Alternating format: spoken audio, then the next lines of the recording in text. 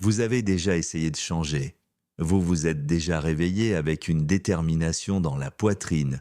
Vous avez promis à vous-même que cette fois ce serait différent. Vous avez lu le livre.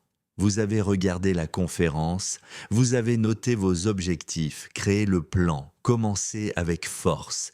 Et pourtant, vous êtes revenu au même endroit. Non pas parce que vous êtes faible, non pas parce que vous manquez de discipline, non pas parce que vous êtes né ainsi.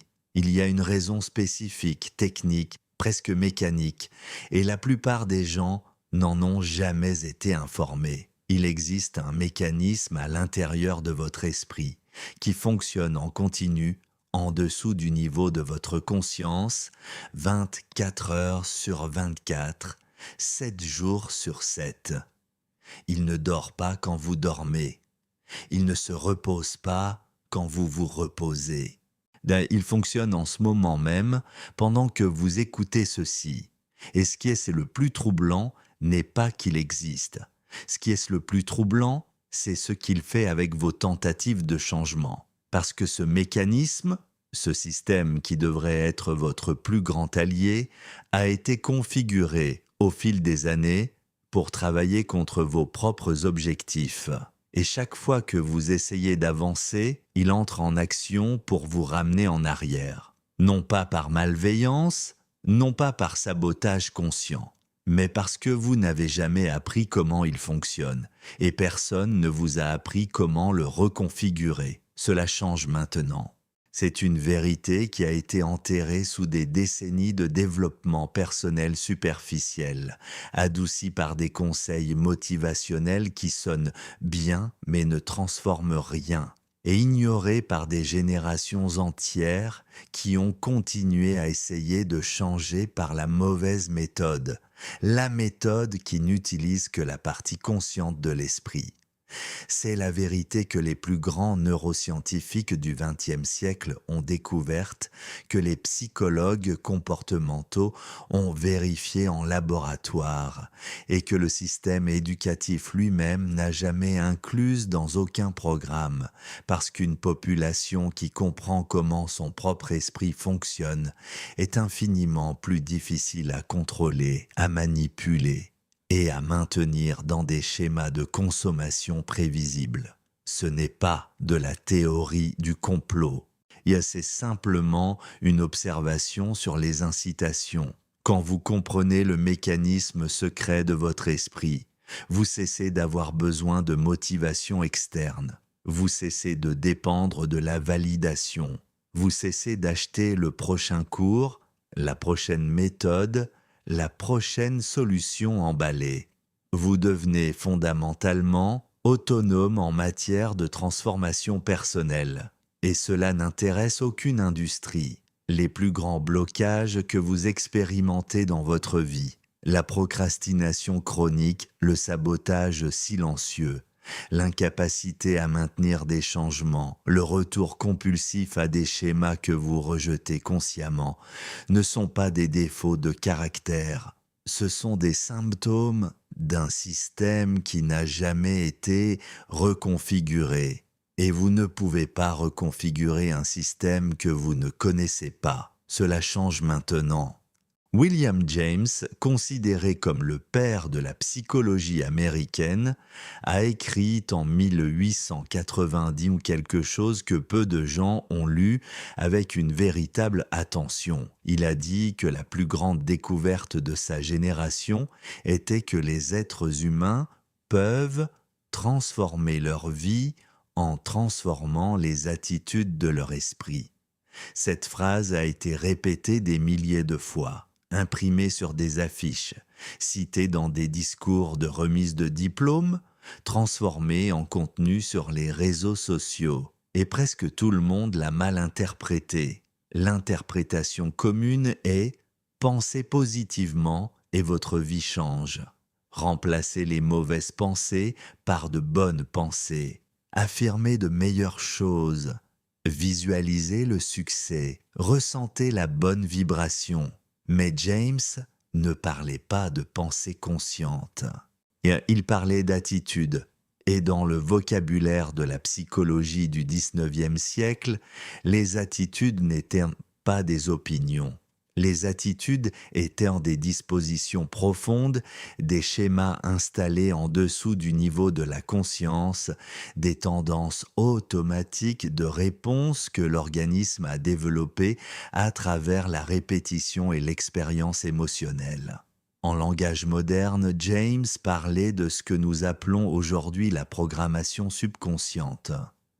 Et la différence entre ces deux interprétations est la différence entre une vie qui change et une vie qui continue à tourner sur le même axe. Parce que lorsque vous croyez que vous avez seulement besoin de mieux penser, vous travaillez au mauvais étage du bâtiment, votre esprit conscient, cette voix intérieure qui analyse, planifie et décide et se propose de changer, représente environ 5% de l'activité mentale totale. Les 95% restants, ils se produisent sans votre connaissance, sans votre permission, et avec une force qui rend l'intention consciente complètement sans importance lorsqu'il y a un conflit entre les deux systèmes. Vous n'échouez pas parce que vous n'essayez pas assez. Vous échouez parce que vous utilisez 5% pour essayer de vaincre 95%. Et cela ne fonctionnera jamais jusqu'à ce que vous appreniez à travailler avec le système entier. L'esprit n'est pas un ordinateur avec un seul processeur. Il n'est pas un moteur avec un seul cylindre. Il n'est pas une voix avec une seule opinion. L'esprit est un système dual, avec deux couches radicalement différentes en termes de vitesse, de logique, de langage et de priorité. Et la couche que vous croyez être vous, la partie qui lit ceci, qui décide, qui planifie, qui rêve, est la couche la plus faible des deux en termes d'influence sur le comportement réel. L'esprit conscient est analytique, il évalue, raisonne, calcule les conséquences. Il est linéaire, lent et fonctionne en séquence. Il traite environ 40 bits d'informations par seconde. L'esprit subconscient est viscéral. Il reconnaît les schémas, déclenche des réponses automatiques, régule des fonctions biologiques entières sans aucun effort conscient. Il est parallèle et instantané et fonctionne sur plusieurs dimensions simultanément. Il traite environ 40 millions de bits d'informations par seconde. 1 million de fois plus rapide, 1 million de fois plus puissant en termes de traitement, et complètement invisible pour vous la plupart du temps. C'est le mécanisme secret, ce n'est pas une métaphore, ce n'est pas de la spiritualité, c'est de la neurophysiologie documentée, vérifiée par Joseph Ledoux dans des études sur le traitement émotionnel, par Benjamin Libet dans des expériences sur la décision qui ont montré que le cerveau prend des décisions jusqu'à cette seconde avant que la conscience ne le perçoive, et par Bruce Lipton, biologiste cellulaire de Stanford, qui a passé des décennies à documenter comment les croyances subconscientes régulent l'expression génétique et le comportement cellulaire. Et le mécanisme secret est réel et la plupart des gens passent leur vie entière à essayer de changer de l'extérieur vers l'intérieur, alors que toute transformation authentique se produit de l'intérieur vers l'extérieur, spécifiquement du subconscient vers le conscient, et non l'inverse. Boucle 1. La formation du programme. Le subconscient ne naît pas avec un contenu fixe. Il naît ouvert, une page blanche avec une capacité d'absorption extraordinaire. Entre la naissance et environ 7 ans, le cerveau humain fonctionne principalement en ondes θ, le même état que les adultes expérimentent pendant l'hypnose ou la méditation profonde. Cela signifie que l'enfant ne filtre pas l'information. Il absorbe tout directement, sans analyse critique, sans questionnement, sans le filtre du raisonnement logique qui n'a pas encore été développé. Tout ce qui vous a été dit avec une intensité émotionnelle pendant cette période est entré directement dans la programmation. Tu n'es pas assez bien. L'argent ne pousse pas dans les arbres. Des gens comme nous n'arrivent pas là-haut. Tu es trop sensible. Idyllica ne fait confiance à personne. Aucune de ces phrases n'a été analysée. Aucune n'a été évaluée de manière critique. Elles ont simplement été installées. Et depuis lors, elles fonctionnent comme des axiomes, comme des vérités absolues que le système subconscient utilise pour filtrer la réalité, interpréter les événements et déterminer les réponses automatiques. Vous n'avez pas choisi ces programmes, mais vous les exécutez. Boucle 2. Le mécanisme d'homéostasie. C'est là que la plupart des gens échouent même lorsqu'ils connaissent le problème. Le subconscient possède un mécanisme appelé homéostasie, un système d'équilibre qui fonctionne exactement comme le thermostat d'un espace climatisé. Si la température monte au-delà du point de consigne programmé, le système refroidit. Si elle descend en dessous, le système réchauffe. L'objectif n'est pas le confort, l'objectif est de maintenir l'état programmé, quel qu'il soit. Quand vous décidez de changer, quand vous commencez à agir de nouvelles façons, quand vous commencez à devenir une version différente de vous-même, le subconscient identifie cet écart comme une menace pour l'homéostasie et il entre en action pour le corriger, non pas parce qu'il est votre ennemi, mais parce qu'il ne distingue pas entre sécurité et familiarité. Pour le subconscient, le familier est c'est sûr, même quand le familier est douloureux, limitant ou autodestructeur. C'est la racine de l'autosabotage. Ce n'est pas de la faiblesse, c'est de la physique mentale. Et vous ne pouvez pas vaincre la physique avec la volonté. Boucle 3, le paradoxe de la résistance. Il existe un phénomène documenté par la neuropsychologie appelé effet rebond, ou en termes plus populaires, le paradoxe de la suppression de la pensée. Quand vous essayez activement de ne pas penser à quelque chose, la partie de l'esprit responsable de surveiller si vous y pensez doit maintenir cette pensée active pour vérifier si vous y pensez. Plus vous essayez de supprimer un schéma, plus vous lui fournissez d'énergie.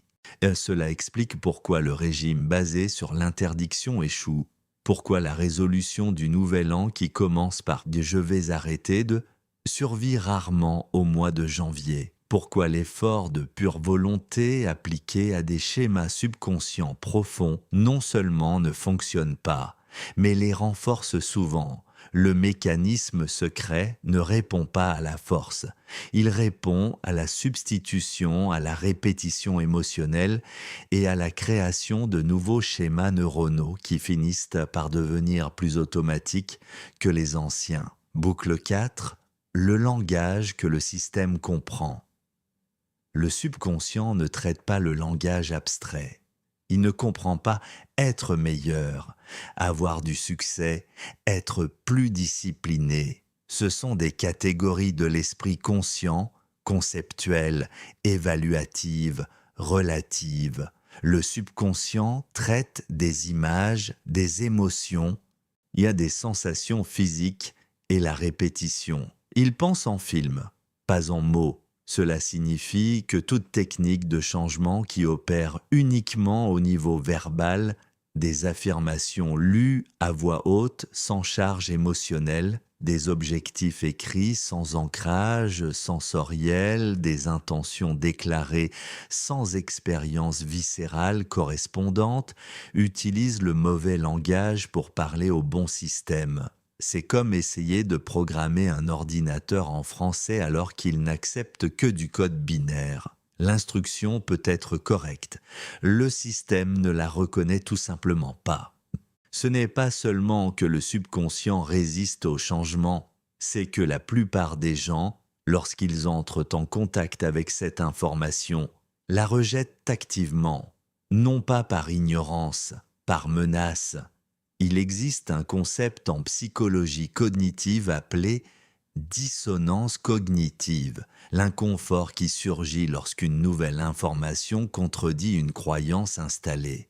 Et le système subconscient, pour protéger l'intégrité de sa programmation actuelle, génère une résistance psychologique proportionnelle à la menace perçue. Plus l'information nouvelle est vraie et pertinente, plus la résistance est intense. Cela signifie que les personnes qui ont le plus besoin de comprendre comment fonctionne le subconscient sont exactement les personnes qui ressentiront le plus d'impulsion à rejeter cette explication.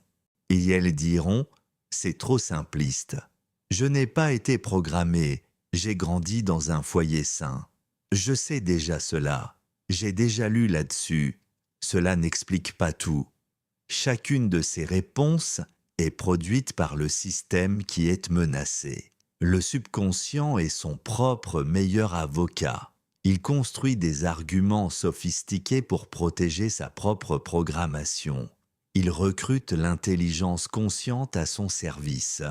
Et l'individu qui est contrôlé par ces programmes croit sincèrement qu'il exerce une pensée critique indépendante.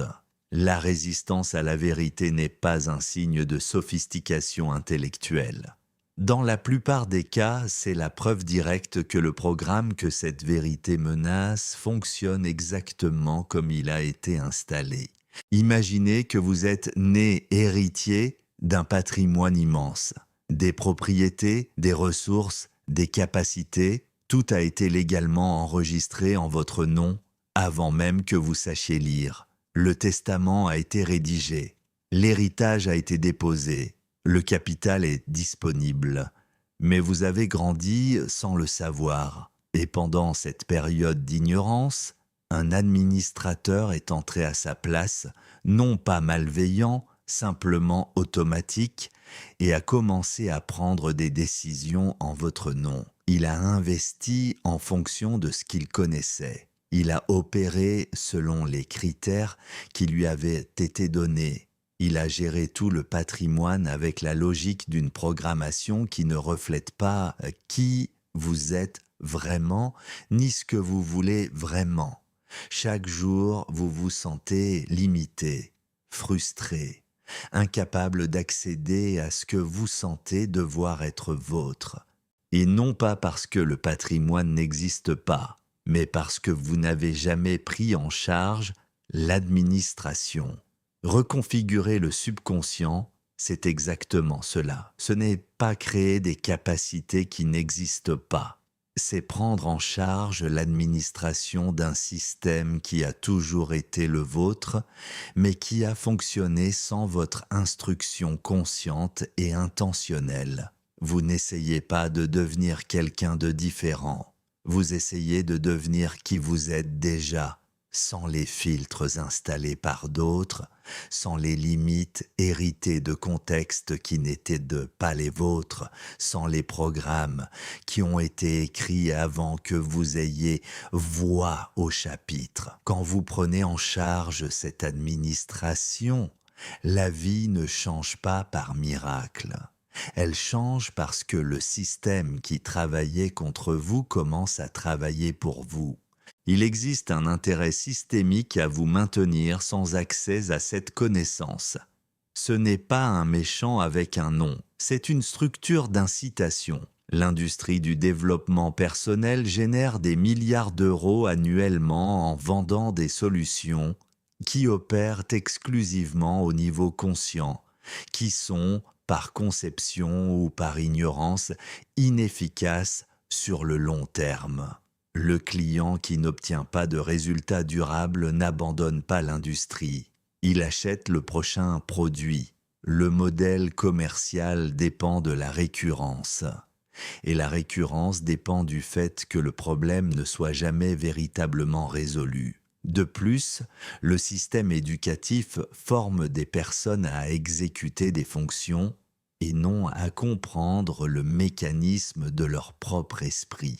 La pensée critique sur les croyances installées, la compréhension de la neuroplasticité, L'accès aux outils de reprogrammation subconsciente, aucun de ces sujets ne compose aucun programme standard dans aucun pays du monde. Non pas parce que la connaissance n'existe pas, mais parce qu'une population qui connaît le mécanisme secret de son propre esprit devient extraordinairement difficile à maintenir dans des schémas de comportement prévisibles. La personne qui comprend comment son subconscient a été programmé commence à questionner chaque croyance automatique, chaque réaction émotionnelle, chaque limitation qu'elle a toujours acceptée comme sa nature, chaque plafond qu'elle a toujours cru ne pas pouvoir dépasser. Et de telles personnes ne sont pas facilement gouvernées par des narratifs externes. Elles ne sont pas facilement manipulées par la peur. Elles ne sont pas facilement maintenues dans des cycles de consommation compulsive, de comparaison sociale, de recherche d'approbation, parce que ces schémas sont tous, sans exception, des produits d'une programmation subconsciente qui peut être identifiée, comprise et remplacée. Le mécanisme secret, une fois révélé, n'est pas seulement un outil de changement personnel, c'est un acte de souveraineté. Voici une vérité que presque personne n'énonce avec cette clarté. Travailler avec le subconscient est la forme la plus haute d'autodétermination disponible pour un être humain. Ce n'est pas de la thérapie, ce n'est pas de la thérapie, ce n'est pas de la thérapie, ce n'est pas de la thérapie, ce n'est pas de la thérapie.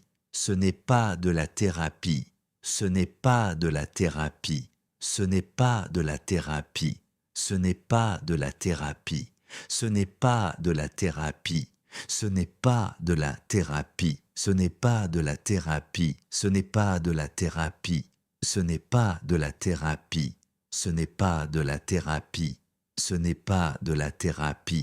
Ce n'est pas de la thérapie, ce n'est pas de la thérapie, ce n'est pas de la thérapie, ce n'est pas de la thérapie, ce n'est pas de la thérapie, ce n'est pas de la thérapie, ce n'est pas de la thérapie, ce n'est pas de la thérapie, ce n'est pas de la thérapie, ce n'est pas de la thérapie, ce n'est pas de la thérapie, ce n'est pas de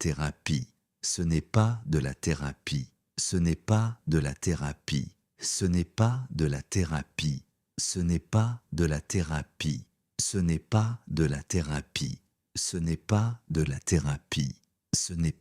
la thérapie, ce n'est pas de la thérapie, ce n'est pas de la thérapie, ce n'est pas de la thérapie, ce n'est pas de la thérapie, ce n'est pas de la thérapie, ce n'est pas de la thérapie, ce n'est pas de la thérapie, ce n'est pas de la thérapie, ce n'est pas de la thérapie, ce n'est pas de la thérapie. Ce n'est pas de la thérapie, ce n'est pas de la thérapie, ce n'est pas de la thérapie, ce n'est pas de la thérapie, ce n'est pas de la thérapie, ce n'est pas de la thérapie, ce n'est pas de la thérapie, ce n'est pas de la thérapie, ce n'est pas de la thérapie, ce n'est pas de la thérapie, ce n'est pas de la thérapie, ce n'est pas de la thérapie, ce n'est pas de la pas de la thérapie, ce n'est pas de la motivation, ce n'est pas de la volonté, c'est de l'ingénierie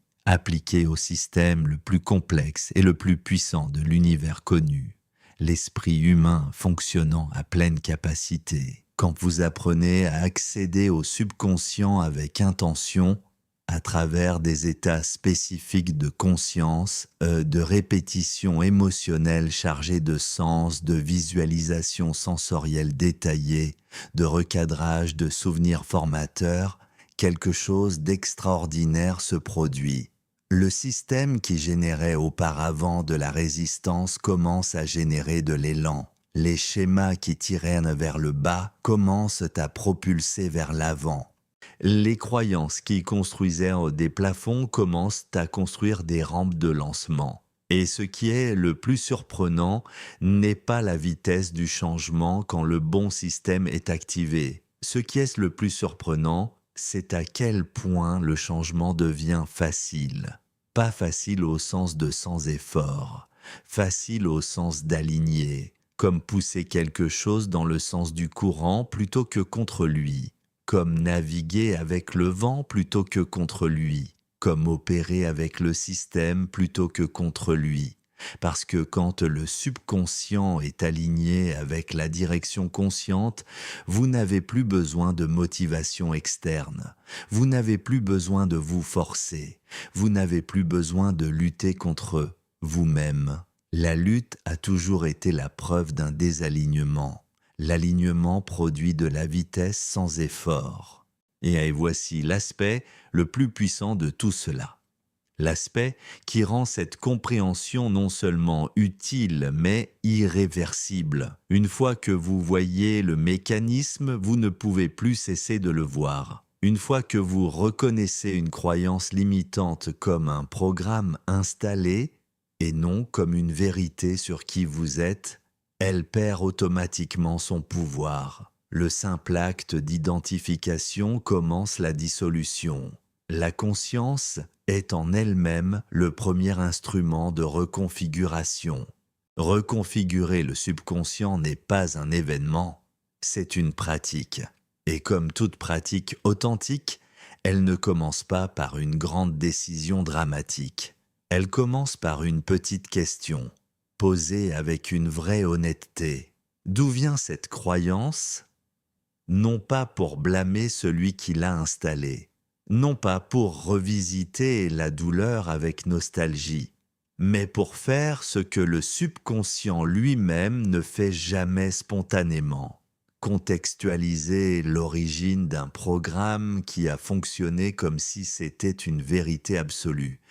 Quand vous retracez une croyance limitante jusqu'à son origine, quand vous voyez qu'elle a été formée par un enfant de 4 ans interprétant un événement avec les ressources cognitives disponibles à 4 ans, elle commence à perdre l'apparence de vérité et commence à avoir l'apparence de ce qu'elle a toujours été, une interprétation, faite par quelqu'un qui n'avait pas encore les outils pour interpréter autrement, et les interprétations peuvent être révisées, les programmes peuvent être réécrits. Le subconscient qui a été façonné par l'expérience peut être remodelé par l'expérience parce que la neuroplasticité, le principe qui démontre que le cerveau peut former de nouvelles connexions neuronales tout au long de la vie, est l'une des découvertes les plus solidement documentées des neurosciences modernes. Vous n'êtes pas fixé. Votre histoire n'est pas votre destin. Vos schémas ne sont pas votre identité. Ce sont des outputs d'un système. Et les systèmes peuvent être reconfigurés par ceux qui comprennent leur langage. Vous connaissez maintenant le langage et quelque chose change quand vous connaissez le langage. L'esprit subconscient recalibre votre perception. Il renforce vos filtres de reconnaissance des opportunités. Il éveille la vigilance sur les schémas automatiques. Il centralise votre attention sur ce que vous construisez réellement et non seulement ce que vous avez l'intention de construire. Et quand cela se produit, quand l'outil le plus puissant que vous possédez commence à travailler dans la direction que vous avez choisie, vous commencez à avancer avec une confiance qui ne dépend pas des circonstances. Une confiance qui vient de l'intérieur. Et cela nous amène à une révélation qui se connecte directement à ce que nous venons d'explorer. Une révélation sur ce qui se passe après que le subconscient commence à être reconfiguré. Ce qui émerge quand les anciens schémas sont supprimés et que l'espace qu'ils occupaient devient disponible. Parce qu'il y a quelque chose que la plupart des gens n'anticipent pas dans ce processus. Il y a une phase spécifique, documentée et presque universellement mal interprétée, où le changement semble s'être arrêté, où le progrès devient invisible, où la personne qui se transforme authentiquement ressent, paradoxalement, qu'elle ne va nulle part. Et c'est exactement dans cette phase que la majorité abandonne le processus à 3 centimètres de l'or. Il existe un mécanisme qui explique cette phase. Et il y a une raison neurologique précise pour laquelle elle se produit, combien de temps elle dure et ce qu'il faut faire pendant cette période pour garantir que la transformation qui se produit sous la surface émerge finalement en résultat visible. C'est une vérité que peu connaissent. Mais ceux qui la connaissent, ceux qui comprennent ce qui se passe dans ce moment critique et qui continuent à avancer de manière intelligente, traversent vers l'autre côté d'une transformation que ceux qui ont abandonné n'ont jamais eu la chance de voir. C'est la prochaine pièce. Et une fois que vous la comprendrez, vous n'interpréterez plus jamais une phase d'apparente stagnation de la même façon.